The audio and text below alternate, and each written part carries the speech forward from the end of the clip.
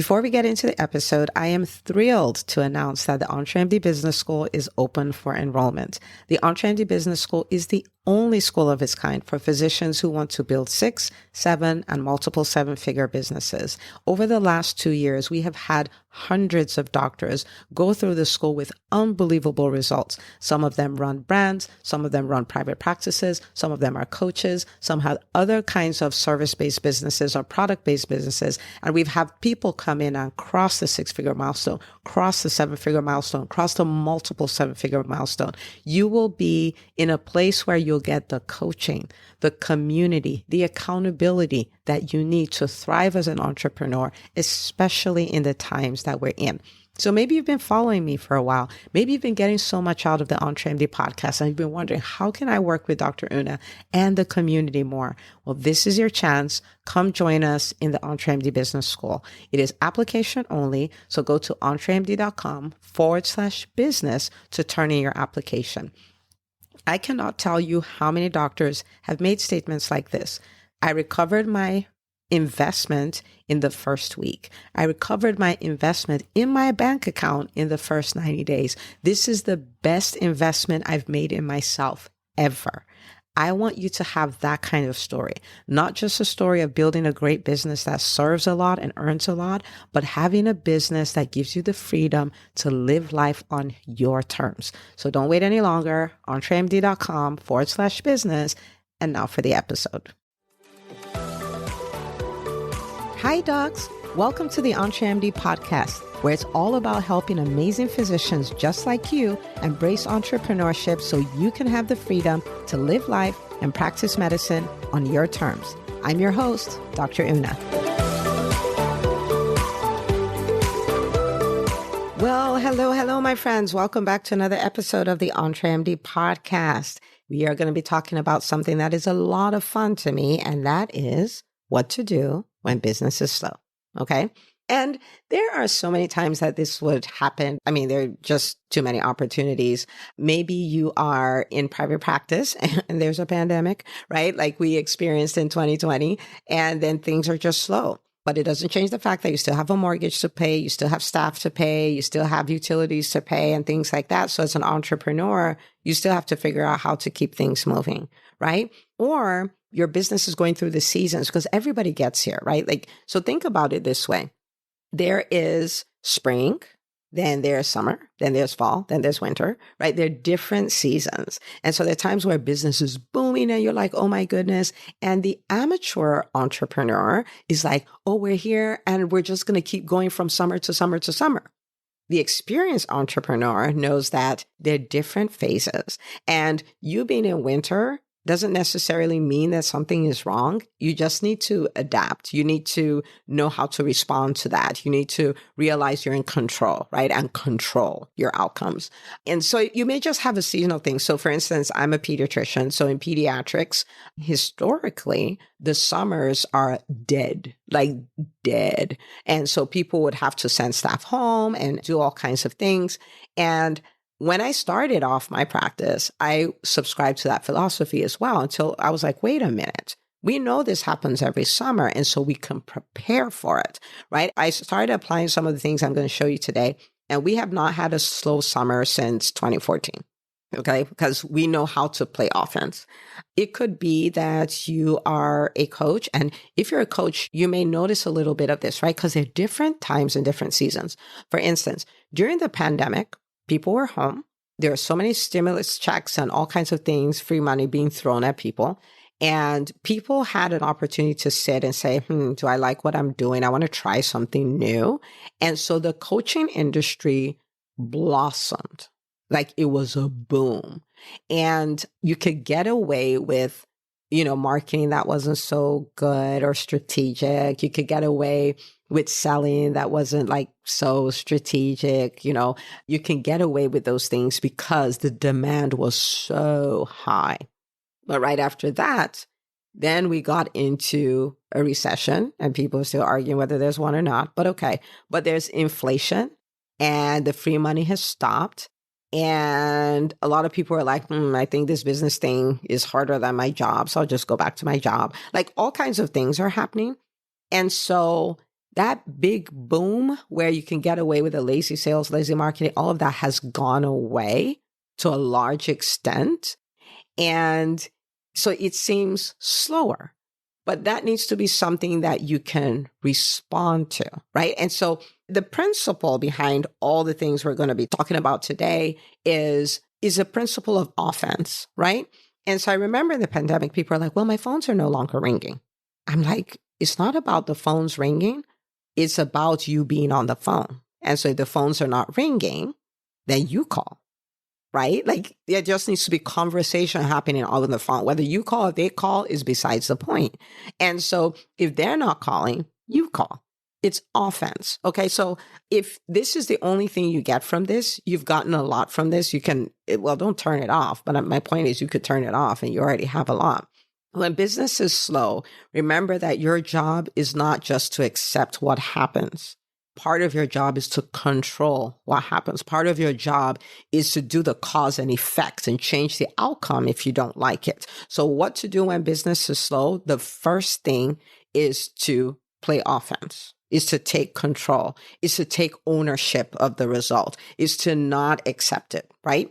So that's the starting point of it. And so I want to kind of give you some ideas of the kinds of things that you could do. But I want you to understand that this is not a fully exhaustive list. I just want to kind of show you a way of thinking, right? So you may go like, wow, Dr. Una, you showed me 7 things. I found 10 more things. Fine. Okay. That's perfect. But I want to show you a way of thinking. Okay. So when it's slow, we play offense. So let me give you 7 ways you can play offense. Okay. All right. So the first one is, and maybe I should give another overarching principle. The other overarching principle is money follows asking. Okay. That is a writer downer. That is something you can make a cute graphic for. Quote me, tag me on Facebook and Instagram. I will reshare and shout you out. Money follows asking. And so I say this because the things I'm about to tell you, they are simple, but they're uncomfortable. Okay. And a lot of them have to do with asking. And most of us would rather work on our websites, work on our logo, tweak our current offering to make it even better. We would rather do all those things than ask. And so that's why I'm just sitting right here and I'm like, money follows asking. I know this is the 4th time I'm saying it or 3rd time, but money follows asking. There you go. That's the 4th one. Okay. All right. So the first thing you can do is you can ask your audience to work with you. Okay. So business is slow. You can ask your audience to work with you. Also, if you have an email list, you can say, hey, I opened up some new spots. Looking forward to serving you guys. These are the problems I'm noticing people have. These are the solutions we can give them. Go here to book a call, say if you're a coach, or go here to schedule your appointment online if you're a private practice. But you have people who are not necessarily clients right now, right? But they follow you or they're on your email list. Or if you're a private practice, they've used their services 6 months ago. They haven't been back and things like that. You reach out to your audience and you ask them. So you can ask them on email. You can ask them through social media. You can ask them when you see them in person, but just ask them. You will be so surprised. It's a cause and effect. You ask and people say yes. It's the most amazing thing. Okay. Will everybody say yes? No. But some people will say yes, and that's all you need. Okay. So the first thing is ask your audience to work with you. The second thing is ask your past clients to work with you, right? And now you may be going like, well, I'm just doing this because business is slow and I need the money. No, you need to be very, very, very, very, very clear that your business serves and earns. Okay. We lead with service. We don't lead with earning, but we earn. Okay. And so when you invite people to work with you, you're not inviting them to work with you because you want to take their money. What you're inviting them to do is you want to serve them and give them an outcome and give them a win and give them a desired result, and you will earn, right? Because it's unethical to serve and not earn. All right. Okay. So when you're asking your past clients to work with you, it's because people still have problems. Okay, people still have problems. And so you still solve problems, right? So there's that win-win situation there happening. Okay. So ask them, hey, I remember we worked 6 months ago, we got these results, blah, blah, checking in to see, how you're doing, where we can support you and things like that. Right. And so that's one way to do it. If you are private practice, really your past clients are people who are overdue for appointments, right? And just pull out a whole list. We have these amazing EHRs that can pull out all kinds of data. Just pull out a list, right? And give it to your front desk person. Here, call all these people, get them to come in for appointments. This right here is one of the strategies that helped us thrive in the pandemic. That was, calling up our past clients. For the sake of this conversation, I know they're not past clients, right? But if they're overdue and you haven't seen them, I just put them in that bucket. Right? Because it's not like there's a membership. So they're paying you month to month. They pay you per visit. So that's why I put them there like they're past, but not really. I know you get it. Okay. So ask them to work with you. So you see why I stopped to explain the whole asking thing. So remember our deal, money follows asking. Okay. Money follows asking. All right. So the third thing is ask for referrals. Ask for referrals. Now you have people in your audience, you have past clients, you have current clients. You can ask every single one of them for referrals. Right? Especially when they share a win with you, right? Your weight loss, oh my goodness, I just lost 20 pounds. This is so amazing. You're like, great. I'm so happy to hear it. I'm so glad we could serve you. I'm so glad we can bring you this result. Is there anybody in your world who needs this kind of result? Will you connect us? Right? So you can ask for referrals. You can ask your audience. You can post it on social media. You can say this is a referral day. You can make up a name, whatever you want to call it. And you're like, will you send us people? This is what we're doing. And we would love to have clients just like you. Would you send us your friends? Right? We can have all kinds of people. We'd rather have people just like you. Will you send them to us? Right? So ask for referrals. Business is slow. This is how we react. This is how we play offense. Right? Think about a basketball player. Think about a basketball team. They're down 20 points. Business is slow. What do? Full on offense. Got to get the ball into that basket, right? And that's what we're doing here. So that's number 3. Number four is find out other ways you can serve your clients. And you may already have this built in. So this is probably mostly for people who have it built in or who know they're a step away from building it, right? And this is about asking for upsells, asking for downsells. And so I'll explain in both categories. Okay, so if you think about private practice, you may have your primary service and you may have other ancillary services. Again, I'm not talking about things people don't need, but there are things that people need that will be considered an upsell, which means that you generate more revenue per patient. And so think about somebody who has, like I have an allergist that I work with who would see them as allergy patients. And then she has RPM, the remote patient monitoring, which is a separate service, which is a separate fee, right? And if she's offering those, again, not to get money, but because they need this and it'll create a win for them, and then we get paid, right? That's the win-win situation. Then even if she's seeing the same number of patients, so quote unquote, business is slow, she's making more per patient. So her revenue may actually be the same, right? And I'm not saying business is not slow for her at all, but that's the analogy I'm trying to create, right? And so maybe you are a coach and people could work with you in a group setting, but people could also work with you one-on-one or a VIP day or any of those kind of things, right? Then you can offer that. Again, the number of clients may not have changed, but the revenue per client is much different. So business may look slow, but it's not slow, right? And so think about that. So that's number 4.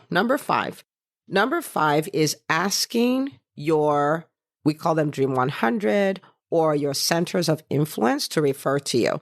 Okay, so let me stop and explain that. A center of influence would be, again, I'm a pediatrician. And so an OBGYN has access to a lot of my patients. Okay, so that would be a center of influence for me. I am a business coach for physicians. So anybody who serves a group of physicians, whether a group of physician investors, a group of physicians who are doing life coaching, or a group of physicians who are doing health coaching, or a group of physicians, different associations, all of those, they have access to many of my potential clients. So those are centers of influence for me. right? And so if you think about it, who are the people who already have access to a lot of people who are your potential clients? Who are the people you've already built relationships with? Those are the people you want to reach out to and say, hey, right? Would you refer to me, right? You want to ask for it. So you see, I've talked about 5 things and it's all asking. Ask your audience to work with you, ask past clients to work with you, ask for referrals. Now, this is from clients, so this is kind of like on a one-to-one basis. And then you're asking for the upsell, downsell, and then you're asking for centers of influence. So this is now groups to refer to you, okay? Now, I want you to think about this. If business is slow and you have time on your hands, and you leverage the time to do these things, I want you to think about the ripple effect in your business. Okay. It doesn't have to stay slow. You can trigger it. You can make it busy. Okay. We do this all the time. So we don't only play defense, we play offense. The one game we don't play is sit around and do nothing. That's a game we don't play. Okay. All right. Number 6. Number 6 is repurpose your staff. Okay. And so if you are in this season where things seem to be slow, well, your person works for you, right? So what is needed at that time? I'll give you an example. We did this during the pandemic. During the pandemic, of course, the beginning of it, people like ran away. People went into hiding, like, what is going on? And we needed to fix that quick. And so I had a meeting with my staff and I said, as of right now, I don't need any of you here. And I paused. And I'm sure they were like, what? Did she just fire all of us? Like, what just happened? Right? And when I let it sink in, I said, okay, but I do need a team though. And I need a team whose job description is whatever it takes. And if that's you, then great. I am so excited that you're on my team and let's go. Okay. Because I had to repurpose. I couldn't have someone tell me, well, I'm front desk and this is the only thing I do and this is the only way I do it. I'm like, we're in the middle of a pandemic. We don't know. We're going to do what we need to do. And so one of my people had to repurpose and we almost created a call center that she ran, if you want to put it that way. And her job was then to reach out to everybody who was overdue for an appointment and schedule an appointment. And to me, I was like, a great day, you schedule 20 appointments, right? Like offense now. This is not people who called into the office. We generated this, right? And she would hit the phones and she started coming with strategies. Again, pediatrics. So she could filter by, families with X number of kids. And so what she started doing was she'll call families that have 3 children, 2 children, stuff like that. And so each call had a bigger ROI, right? And so it was full offense. And she kept my schedule full. And, that's what she did. We repurposed her, right? If you run a coaching practice, for instance, and you have a VA and all those things, well, are there check-in texts, check-in calls that the person can do? Is there a referral system you can create? And when I say system, it could just be a graphic and what the content of the email would be that she could do. Are there people who really, really love you that then she could call? Like, you know what I mean? Like you can repurpose that person so that they can start focusing on revenue generating activities because you don't have time for everybody to be doing non-revenue generating activities, right? Not when business is slow. So could you repurpose them? If you have a big team and you have this aspect of the team that gives a certain service, but that service, there's no demand for it, could they generate the demand for it? Or could you generate demand on another aspect of the business and they work there? Like, just think, how do I repurpose my staff? And the idea is your staff should be an investment, not an expense. Okay. So if they are generating revenue above what you pay them, some people go for the 4X principle. So it should be 4 times what you pay them.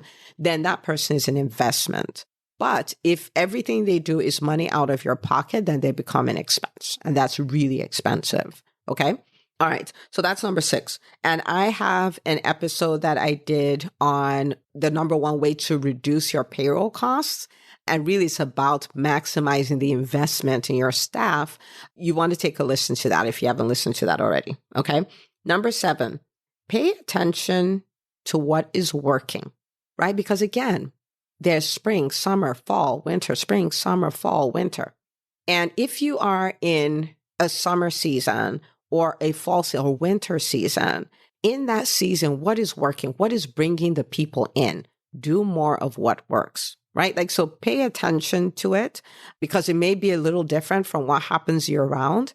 And then find the things that are bringing the people that are coming through the door or bringing people, getting people to say yes to your offers. Find out what those things are and then do a lot of them. Throw volume behind it and don't be afraid to throw volume. Okay. So when it's slow, play full offense, full energy, full volume, right? Throw it at it and you can reverse that. So in my business, we have times where we don't just accept the slow, right? We play offense. We're like, for instance, whether it's, spring, summer, winter, fall, I missed the order there, but whatever season it is, you still have to eat. You still have to keep your body at a certain temperature. You still have to go to school or go to work. You still have to do all the things you have to do. So what do you do in each season? You adapt, right? What you wear in the fall is not what you wear in the summer. You adapt. In the same way, when business is slow, in this season, what works, right? So let me go back to, I talked about summer in private practice being super slow. Then we recognize that we have to play full on offense, like full offense for the summer to be busy. And so what happens, the schools let out in Georgia where I live in May. And so from April, we're like, hey, let's schedule your well check because the back to school party starts in August and I don't want you there. It's just going to be so busy, so crazy. So we'll bring you in June. We'll bring you in July. So we'll take care of you, normal speed, all of that stuff. And it became such a culture that even the patients are like, oh, I scheduled my appointment with you for June. I want to miss the back to school party in August. I don't want to be there when everybody's trying to get their physical at the last minute to go back to school, right? And so we know that we have the recallers automated. We know that. And so we're not confused by it. We prepare for it. We know what works and we do a lot of it, right?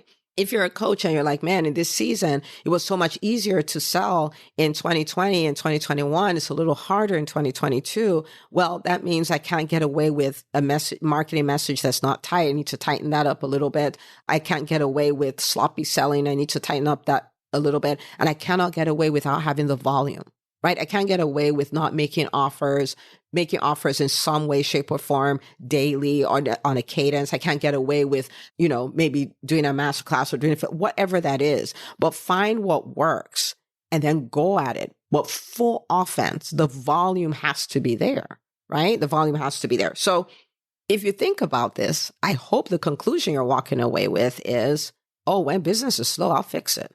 I hope that's what you're walking away with. And I can tell you, I've been an entrepreneur for 13 years at this point, and I have seen recessions, slow months, all kinds of fun things, just things happening where you're like, wait a minute, like nobody's walking through these doors or nobody's saying yes to offers and things like that. And I'm telling you, you play full offense, you reverse it. It has never failed. Even in a pandemic, when thousands and thousands of businesses went out of business, it did not fail. Okay, so I hope you're walking away with, oh, when it's slow, I know what to do now. I hope that's what you're walking away with. Okay, so I want you to take at least 3 of these things because guess what? You don't want to practice when business is slow. So if business is slow right now, yay, like go apply this. If it's not slow, yay too, apply this, right? And start building that muscle. So that whenever that happens, notice I didn't say if, whenever that happens, you just ramp it up. You just ramp it up, right? So take at least 3 of these things, apply them, start practicing, start asking a lot. Money follows asking. Okay. Impact follows asking because you don't ask them, they won't work with you. They don't work with you. You can't help them. Right. And if you can't help them, then what happens to the legacy you want to leave in your industry? Right. Okay. So apply these. And if you're like, man, I would really love to learn more about this, apply it on a consistent basis, have a community to do this with and all of that, come join us in the EntreMD Business School. Okay. Because this is what we do. This is what we do. It's about playing offense. It's about putting yourself out there. It's about doing the uncomfortable things. It's about wanting to puke and still doing it. So come join us in the business school. It's entremd.com/business. You can turn in an application. Even if you're not sure, the team will work with you to see if this is a good fit or not. We have told people, yeah, wait, come back later. Like we have done that if we feel like it's not a good fit. right? And so we're not going to try to make you do anything, but this could be the opportunity of a lifetime for you. Okay. So turn in your application, entremd.com/business. And I want you to think about how this really puts you in control in your business. And things may look like they're not quite going the way they should, but you, my friend, can turn it around. So I cannot wait to celebrate with you when you are like, oh my goodness, it was slow. This is what I did. And Dr. Una, you were right. We turned it around. Okay. And when that happens, not if, when that happens, I want you to send me a PM or a DM. I'm at Dr. Una Chukwu on Instagram and Facebook, and say, Dr. Una, you will not believe what happened. And I'll say, of course I would. Tell me. Okay. All right. So I'm rooting for you. I'm 1,000% committed to your success. It's not just a fancy way of ending my emails. I truly am. And I cannot wait to celebrate you. So share this episode. Listen to it again if you have to, especially if business is slow for you right now. Listen to it with your team. Listen to it with your staff. And I can't wait to celebrate what you do with it. And I'll see you on the next episode of the EntreMD podcast.